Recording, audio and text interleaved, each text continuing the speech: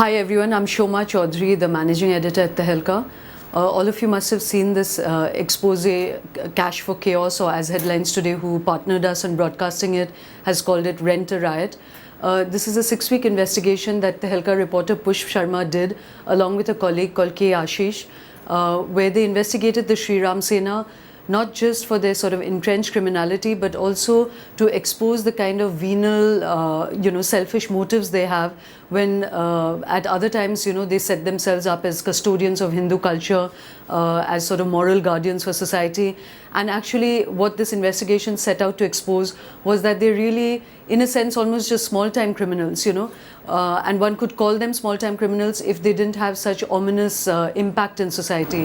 What this investigation essentially shows is that not just Pramod Muthalik, but key functionaries of the Sri Ram Sene, Prasad Atawar, who's the vice president of the Sena, and Vasant Kumar Bhavani, who's the head of the Bangalore unit, along with other functionaries like Jitesh, who's the head of the Udupi unit, and some foot soldiers, of how they're all planning to do an attack on a art exhibition that our reporter said he wants to put up for a price.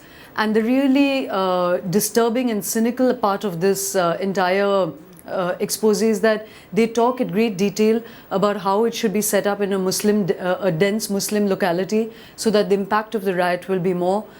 They ask for money, they discuss how they'll set up the police, they discuss about how they'll frame the system, and they very sanguinely talk about the kind of violence that their cadres are likely to effect once they're unleashed.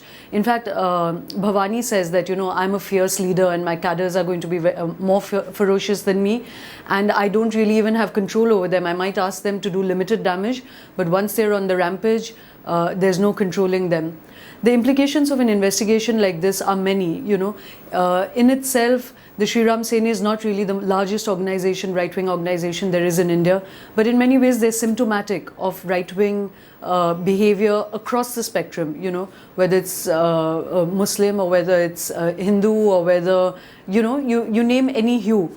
The thing that Tehelka really also set out to expose was that very often political parties bow to this kind of vandalism by saying that, they must bow to the popular sentiment.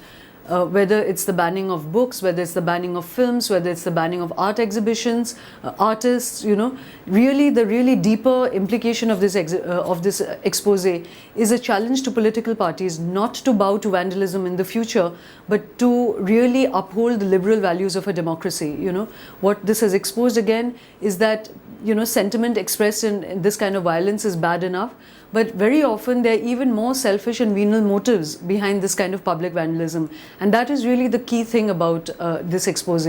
Also, it shows in many ways the entrenched distortion within public institutions, because these people, the cadres, the functionaries, talk, as I said earlier, about fixing public institutions. They talk about fixing the police, they talk about previous incidents when they have killed a Maulvi with a sword, where they have attacked Christian priests, but they have easily come out on bail. These are the things that we really need to fix. It's a kind of systemic rot.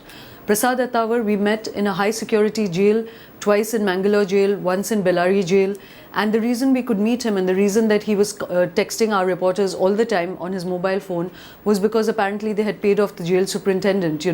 They also speak about having paid off the judges in front of whose bench his case is going to appear. Now, those are things that we have not corroborated independently, so I don't really want to comment on that too much, but it certainly shows why these people are able to act with impunity in a highly sophisticated and liberal democracy like India.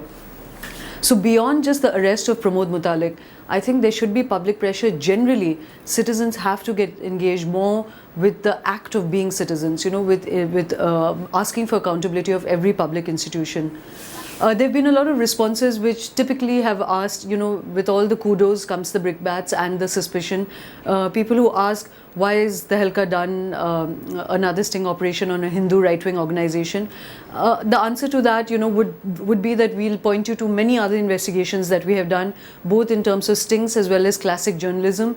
But to answer that particular question, in many ways, the Hindu right-wing is, as of now, the most politically strong, politically organized right-wing, and so it becomes important to expose them. If there was an equally strong Muslim, politically organized right-wing, one would spend a lot of effort doing that. In fact, we are doing many other investigations which will in time expose many other facets of our society. But the thing is that one should not set up a competition of causes. It is bewildering enough to deal with the impact of these investigations before one begins to answer questions of why we are not exposing n number of other things. There is no paucity of wrongdoing in India or anywhere in the world that one can expose. So one should really not ask too many questions of these things, but focus on the message, not so much on messengers and these conspiracy theories of motives and all of that. A very humorous response to that is that when we did the big Gujarat investigation, there were so many conspiracy theories flying about. People said the Congress has paid us off to it. One really outlandish accusation came saying that Modi had actually paid us off for it. Narendra Modi had paid us off for it because it would consolidate the Hindu right-wing vote. So there's really no basis to these kind of questions. The important thing is to keep the larger picture in mind. And as I said here, the larger picture of this investigation is not just the immediacy of Pramod Muthalik, but of political parties across the spectrum who bow down to vandalism rather than upholding the very lofty values on which our society is based.